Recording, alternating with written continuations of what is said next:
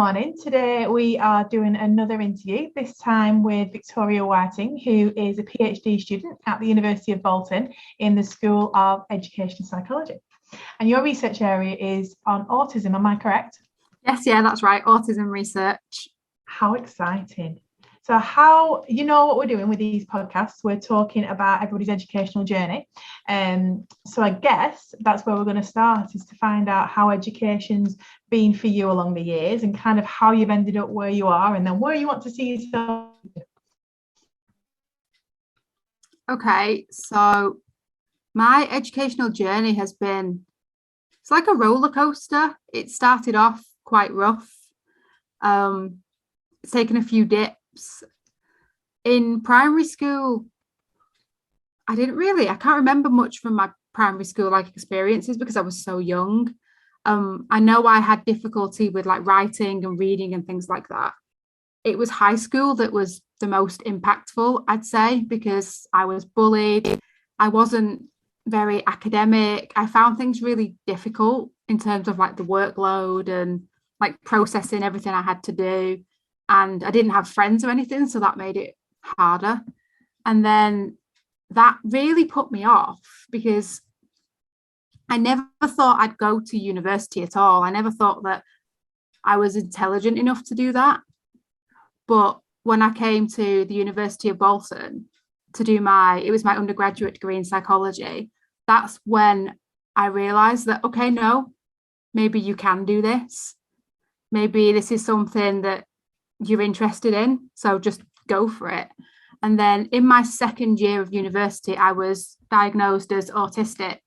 So that is where the research, my interests come from. And I found my undergraduate degree quite difficult because there's lots of work and I've never had to write that much or do that amount of essays, and I'm really bad with exams.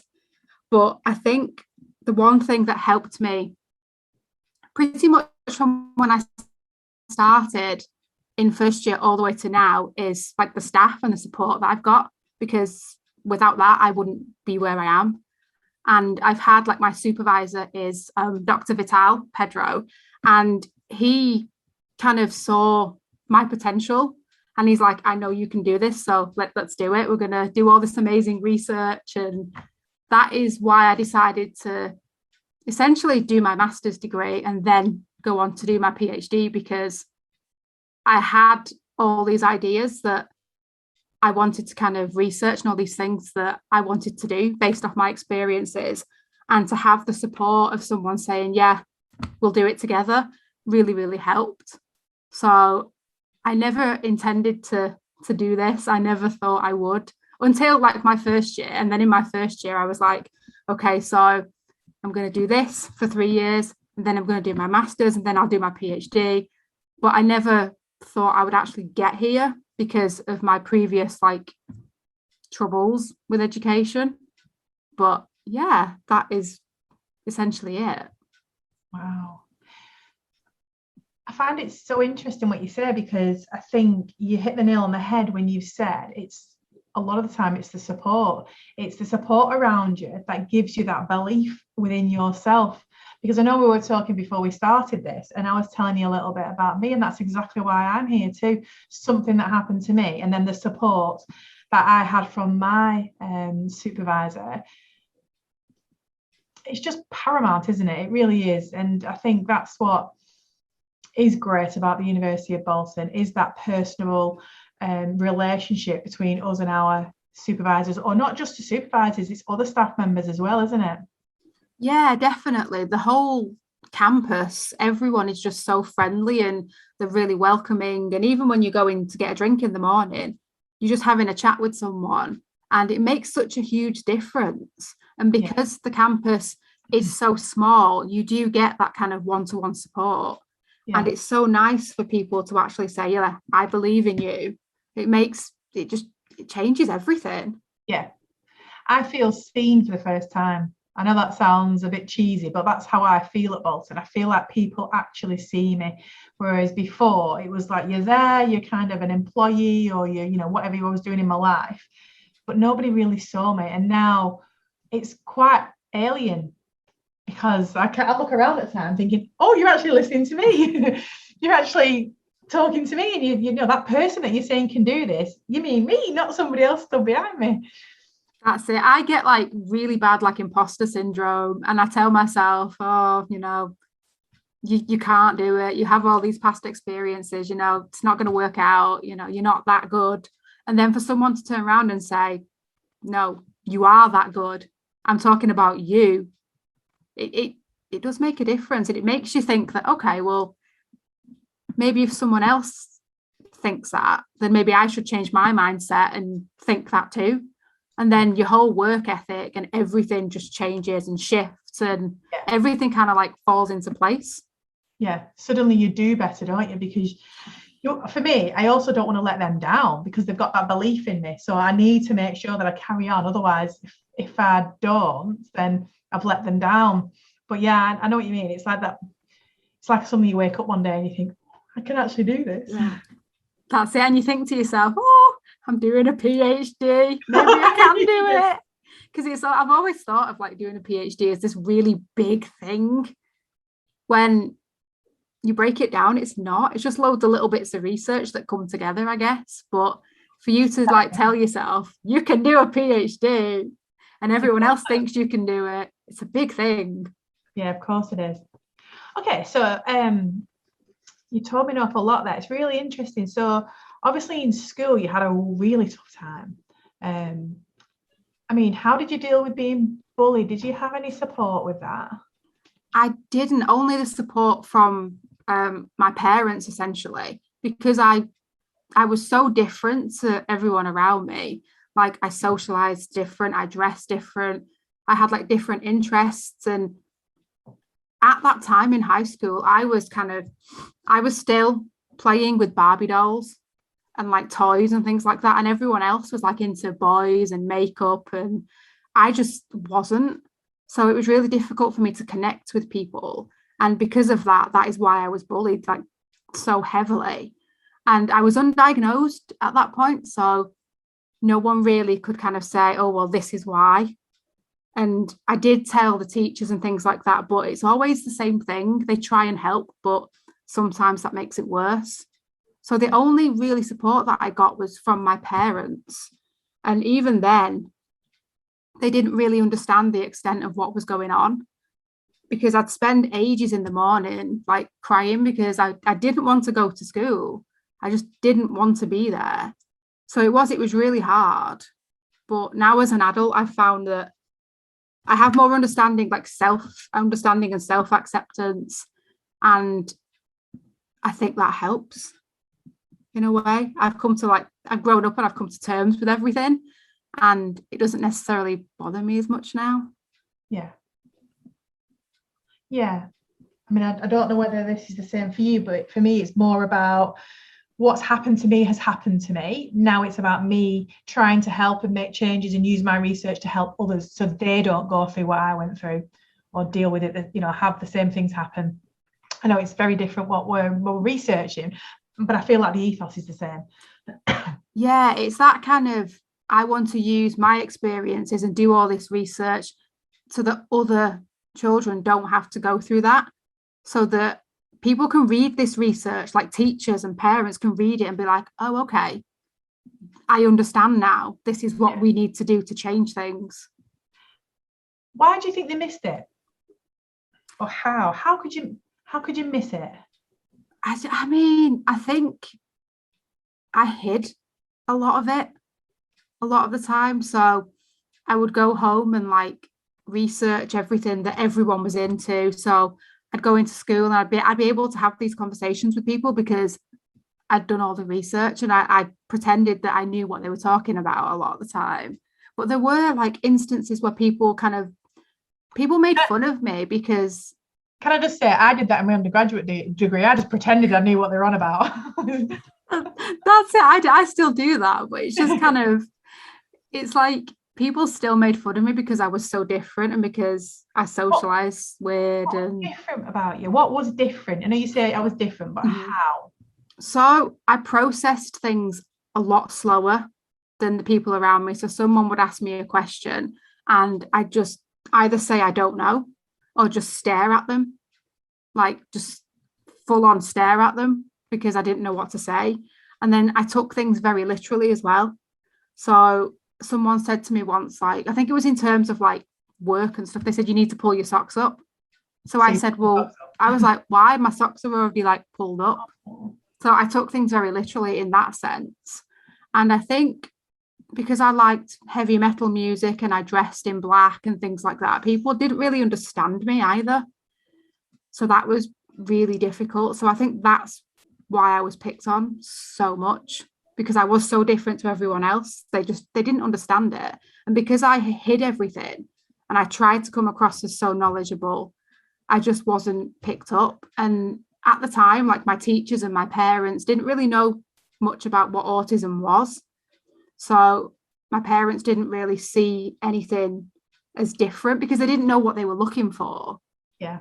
So now, I don't know if I'm right in saying, because I don't really know much about autism, but is it mainly, or boys mainly diagnosed earlier with autism? Is it something that you look for more in boys than you do with girls?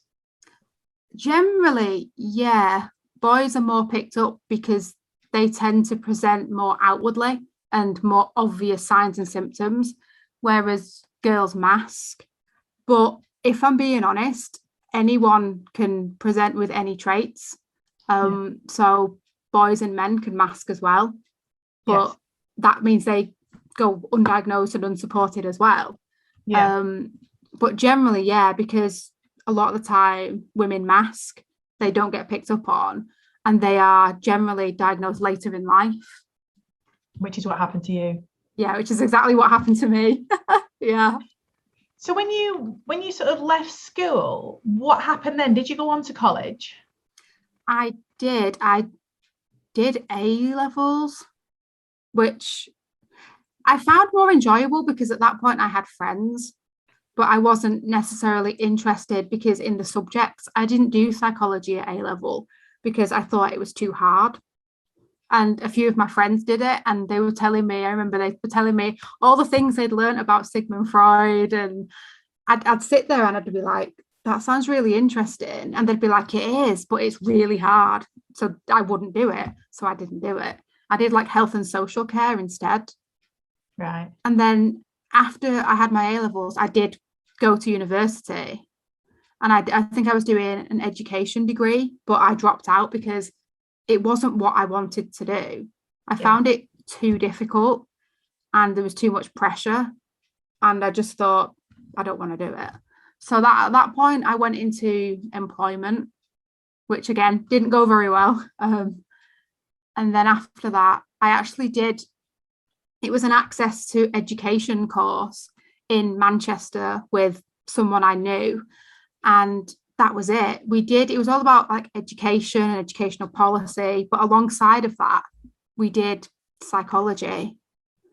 And I remember one of the things that we looked at was, the Stanford prison experiment. Yes. I don't know why, but I love that experiment. There's something about it that it just draws me in. And we studied that for a while. And I thought, okay, this is what I want to do. I want to go into psychology. Yeah. And at that point, that is when I applied to go to university. So that was my first experience with psychology. But up until that point, I didn't really have an interest in going to university. I thought it was the right thing to do because that's what people did. They did their A levels, they went to university, and then this and this and this. But it didn't work that way for me. No. I mean, thinking about your school experience, which sounds like you had a real torrid time, what was it that kept you in education? I feel like some people would have that experience and would run a mile because, it's just been terrible for them. I think it was the motivation and the drive more than anything, because at first I just knew I wanted to do psychology. That's what I want to do. And then in my first year, I think I went to one of Pedro's lectures and I was like, that's it. That's what I want to do now. I'm sticking to that. That is it. So all the way through, I've known that this is what I want to do. And this is how I'm going to get there. So it's very like rigid thinking, but it's just knowing that this is the way to do what I want to do, and this is how I need to get there. So I've always had that motivation, because I know that I need to be in education to get to that point. But if I didn't have the motivation and the want to do it, I would have like dropped out ages ago. Yes, of course. What do you think school could have done better for you? I think it's a hard one. I think them having more understanding, because even though I wasn't diagnosed, there was clearly like I had difficulties, like especially with like academic work and things like that. So I think just having more understanding that some children don't have a diagnosis for whatever reason that may be, but they still need help and they should still get help, because I didn't enjoy school because of that. Education in this country, I think, is so behind. I really do. We seem to still be sticking to this really old-fashioned view of education is one way, and you just front load the students with maths, English, science, and talk at them and then shoo them off and expect them to suddenly become geniuses. And it didn't work for me. I came out, I think I had 2 GCSEs and the rest were sort of D's and E's. I don't think they're called that anymore now. The numbers, aren't they? But and it's like my son's 13 going into year 9 this September. He hates school. He hates it because it's just not engaging. It's just not interesting. And I just feel it just needs an overhaul. It really does. I think that if you're doing something you're interested in, I know that from year 7 to year 11, even when you get to choose your options, there's not much choice. You can't do a GCSE in psychology or anything like that. You have to do maths, like you said, English, science. I did drama, I did IT, and I did cookery, and I did music, because I thought, oh, well, I like these things. But then I turned out, no, I don't like them. And I didn't have the interest. I think if something like psychology was an option, I would have picked it and I would have enjoyed it. But they're very stuck in you have to do set things. And those set things are not always interesting or engaging. So why do I want to come to school if I'm not interested in it? And that is an incredibly interesting theme that I'm finding from speaking to people. I've done probably the best part of 25 interviews now with different academics, different people. And the huge theme coming out is that lack of engagement in school, and the amount of them that have almost kind of missed that section because it just didn't do it for them. And then they've got to college or to university where suddenly they're interested, and boom, that's where they start to fly. So there's got to be something in it.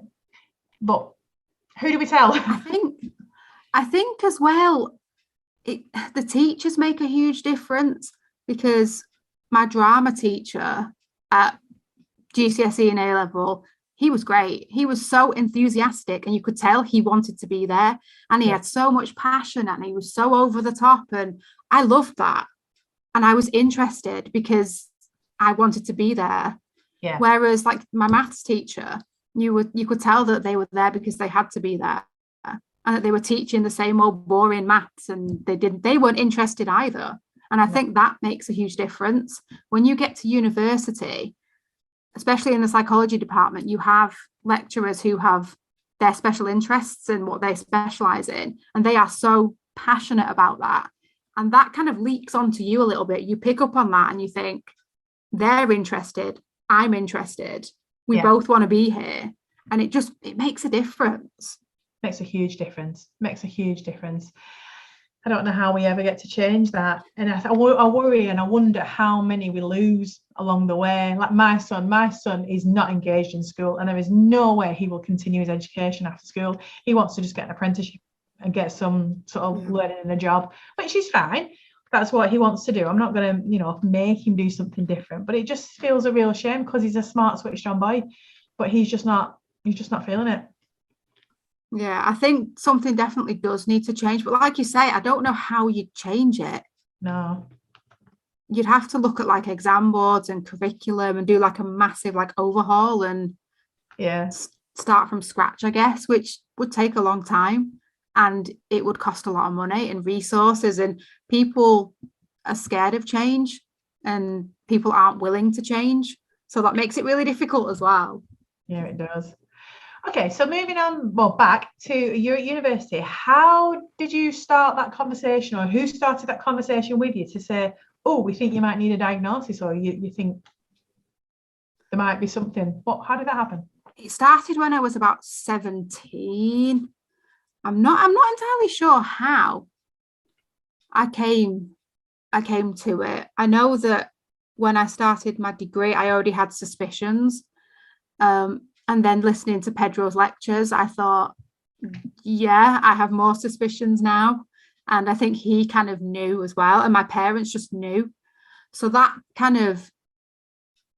was kind of it. My mum kind of realised that she'd been working in special education for a while. And she thought, oh, you're doing all these things. And do you know you do these things? You're ticking all these boxes. And I was like, yeah, I know. And I've had these lectures at uni, and yeah, I just know. So that is how I decided that now is the time. I'd previously, in my first year, I'd been referred for a diagnosis. So I've got dyslexia and dyspraxia as well. And that was done within the university. But the autism diagnosis was done like through my GP and everything. And I just thought, just try and find out. I guess I just had these suspicions and I wanted like confirmation and validation. And I just went to the GP and got the ball rolling, and that was it. It just happened that it was in like my second year of university. What difference has it made to you? A huge difference. I mean, it's helped me in terms of like, I get technology and stuff and things like learning aids, and that's really helpful. And it's helpful for like teaching staff to know. Because sometimes I need like notes in advance or to record the lectures, just certain little things. But personally, for me, it's helped me because I've rediscovered like who I am again, because I can look at my childhood and be like, oh, okay, that's why I did that thing. I get it. That's fine. These are the mistakes I've made. These are the things I've done, but it's made me who I am. And now looking forward, I can think that, I've got all these experiences that I can put into something like doing the PhD and doing the research. So it's helped me personally, academically. It's helped me like in like every aspect of my life pretty much. Yeah. So what is your research? What are you looking to do? So I am looking at contributing to diagnosis. So at the moment, diagnosis is very black and white. It's very male and female, but I want to kind of change that. So I'm looking at, they call it kind of atypical traits. So the way our traits are manifested and the way autistic people like present their, say, symptoms. But so I'm looking at that. So it's going off like my undergraduate piece of research, because that looked at the fact that men and young boys can camouflage, because people think that camouflaging is restricted to females, but it's not. So I'm looking at characterizing these set of atypical traits and saying, these are traits that are currently not looked at within diagnosis. This is what we mean by atypical. This is what these traits are. And this is what we need to do moving forward. So that hopefully all these things that I'm picking out can then be used within diagnosis to kind of help people so they don't get misdiagnosed and don't get late diagnosed, so that they can realize that, oh, I never thought of this one. Maybe we can add that to our screening measures so that it's easier to identify people like at a young age. And would you think about rolling that through to schools? So education within teacher training, or I don't know. Yeah, I think that'd be really, really helpful, because I know it depends where you live, I guess. I know in some services they do go to schools and ask for like school reports and observations and things like that from teachers. So for teachers to have an understanding of these traits that are maybe less obvious, less subtle, that are not as well known would be really helpful, because then teachers might be more able to pick out students that they think might need a diagnosis. How important is that diagnosis early? I think it makes a huge difference, because you get access to support. Adult support services are very scarce. There's not a lot of support out there for adults. So it helps in terms of that. It helps for school support, but it also gives a child some kind of understanding, because I went through my childhood and I was weird and I didn't know who I was and I didn't have friends and I was bullied. And if I'd have known earlier on that this is why, I could say to people, oh, well, this is why I'm autistic. This is why I do these things. And I would have accepted myself a lot sooner, and it would have changed everything. You know, it's really interesting you say that. I have two very good friends of mine. I've got one who has a son. They're both actually the same age, these children. One who has a son, one who has a daughter.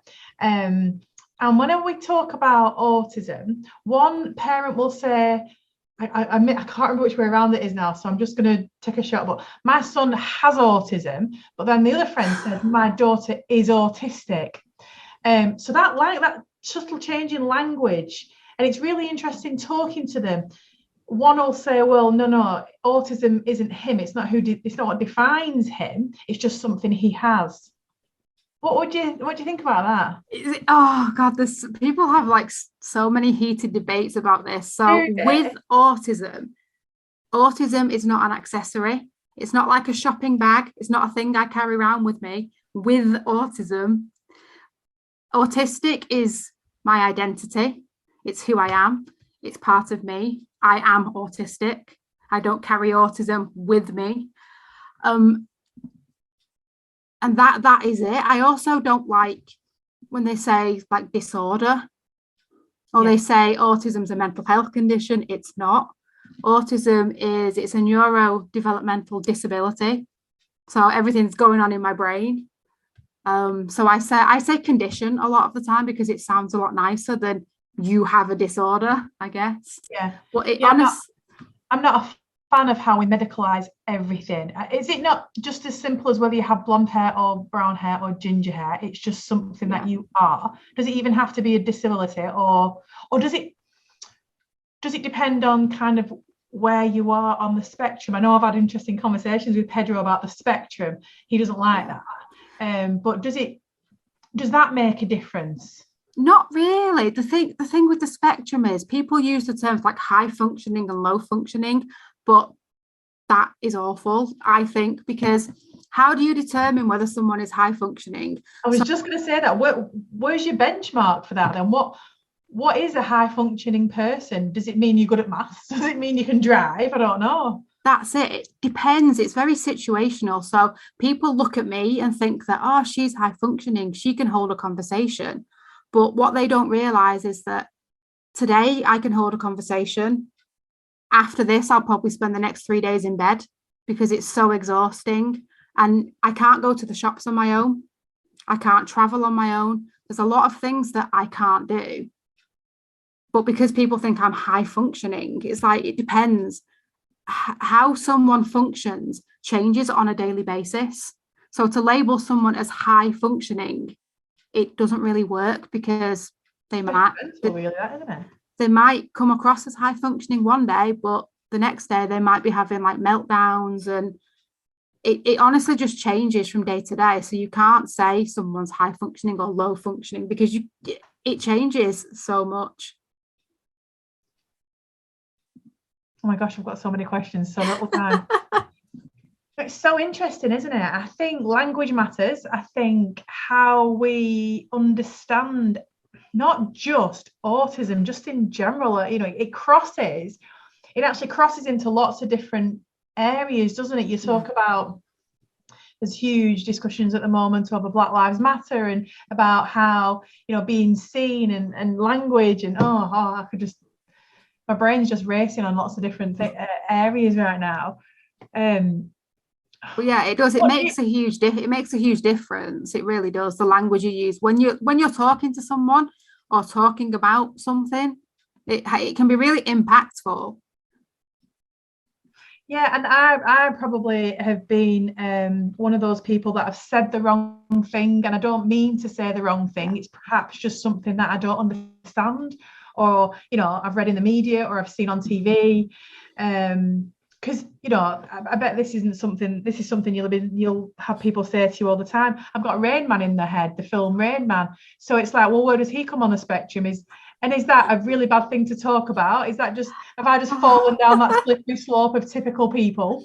It's representation. In movies and films, we don't have much representation.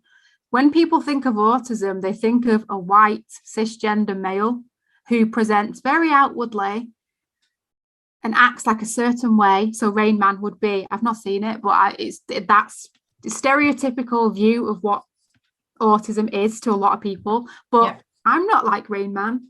I don't present that way. And there's so many other people who present so differently. I mean, some people do present like that. Some people do present in a very stereotypical way, but there's so many other people. It's just that the media presents it in the same way over and over that you don't get to see who's out there. Is that a bad thing though? Because at least for me, I've got something in my head to kind of think about. I mean, of course, like I said, I've got friends who have got children who present very, very differently. Mm-hmm. And I've got a little bit more of an understanding, but I'm thinking just in general for people, is it good to have at least some kind of representation or not?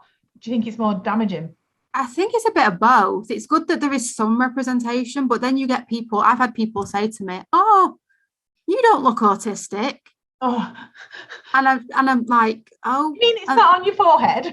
It's like, I've seen this film and you don't act like the person in the film, or you don't act like my child. And I'm like, no, because not everyone acts the same. So in a way, it can be damaging. Yeah. Because people just get this same view and they don't realize that everyone's different. But again, it's a positive, I guess, because at least we have some representation.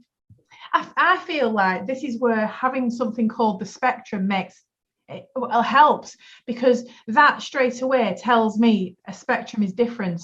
So I don't like the idea, like you say, with high function and low function. I don't think they should be the endpoints, but I like the idea of saying, there's an autistic spectrum, so you can fit onto that at different points. So it makes your brain think that, you're not all the same. Everybody's different. Yeah, it's not linear. It's not like this. It's a big, like massive, like colourful picture. But I get that. I kind of agree with that. We fall somewhere on the spectrum at some point. We're somewhere. But the other thing that gets me is, and I think this is more of an American thing, people get diagnosed with mild autism. Oh. And it's like, well, I don't have spicy autism or barbecue flavored autism. What is mild autism? All these things that people say, and it's just language matters. Exactly. Yeah. There really needs to be better work, more work, some sort of campaigns. I don't know. I know my son, he was in school with one of the boys, and it was really interesting how he interacted with him, and he was very protective of this boy, to be fair. He loves him, but then there were other children who would just laugh at him, and my son ended up not very well. He ended up in a couple of fights over it because he just can't stand anybody being unkind.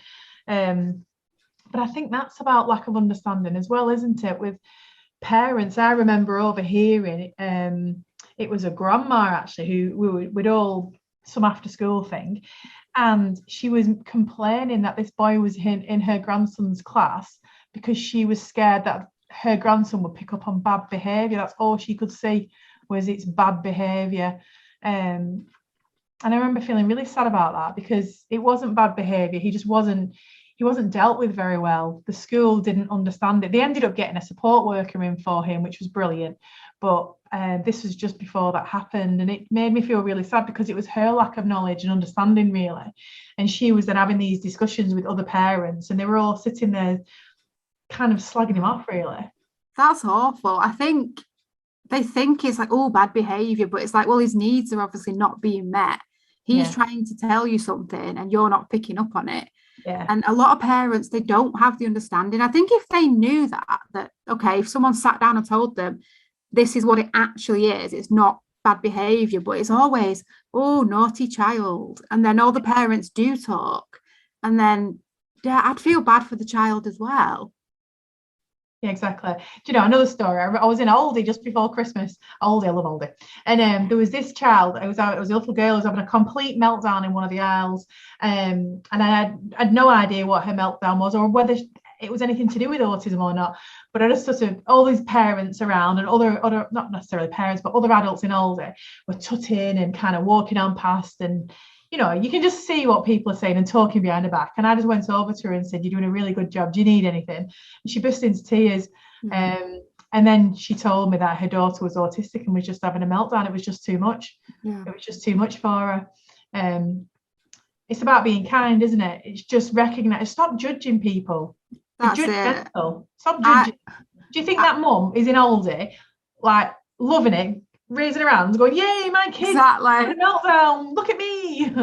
That's it. I heard a story once, and I can't remember where I heard it from, but this mother was shopping with her son, and he stims, so he makes noises and grunts and things like that to like express himself. Because, but they were in the shop, and some woman actually passed comment and said, "You saw." I can't remember exactly what they said, but it was something like, "Why is your son making that noise? It's scary. What's he doing?" And this woman seemed terrified of this child, and I just thought, imagine coming up to someone and passing comment on someone else's child. As a parent, I wouldn't know what to think. Someone's just said something about your child, and it's like, why are you judging them? You don't know them. You don't know what they've been through or what they're going through. They've come to the shop to shop. They don't need you kind of weighing in on, And is that, I mean, the context and how that's asked is interesting because I'm a big fan of asking questions. So if maybe you're curious and you say, "I'm really sorry to ask, but why is your son making that noise?" Is that a good thing, asking questions because you're trying to learn? It's how you say it though, isn't it? I think it is how you say it. I don't mind people asking questions. I'm very open to people asking me questions about things, but it does depend on like how you frame it and like the tone of voice you use and how it comes across, because it can be perceived in lots of different ways. So you have to be careful about that. But asking questions is generally a good thing. I think so anyway. Because how do you learn if you don't ask questions? Yeah, exactly. And then if you're having that conversation, other people might be around who listen and think, "Oh, okay then." Yeah, and other people can pick up on it, and then everyone learns something. Every day's a learning day. Yeah. So where's this going to take you in the future? What do you think in the future is going to hold for your research? I have no idea. It scares me a little bit because everything is so unknown. I do want to do more research into diagnosis and diagnosis assessments, and I would like to be involved in like making something new, possibly. Yeah, I'd like to do that, but I'm not entirely sure what my future holds yet because I've got so much to do at the moment. That's all I'm focused on. That's all I'm thinking about at the moment. Yeah, of course. And sometimes we've just got to see where it takes us, don't we? Yeah, just see where it leads. See how this goes first, and then see where my research is at that point. If it's changed, if there's anything new, and then I can kind of see, well, where to go next. Yeah, exactly. Right. Well, brilliant. Thank you so much for talking.